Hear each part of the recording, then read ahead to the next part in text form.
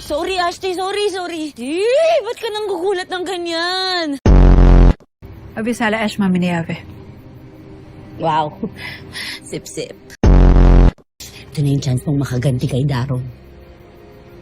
Bigyan mo na ng isa yan. Isang ganun tamaan mo lang sa mukha ko.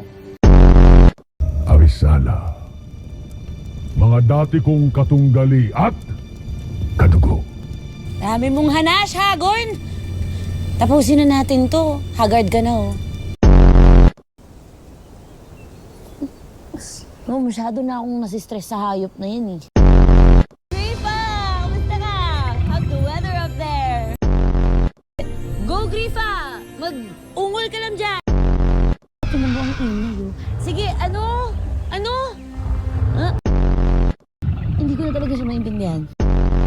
Choice ba yung sinabi mo? Alam mo ba ibig sabihin nun? Oo naman, lagi mong ginagamit. Galing, natututo ka sa akin, ha? Tawa ka pa, ha? Sige.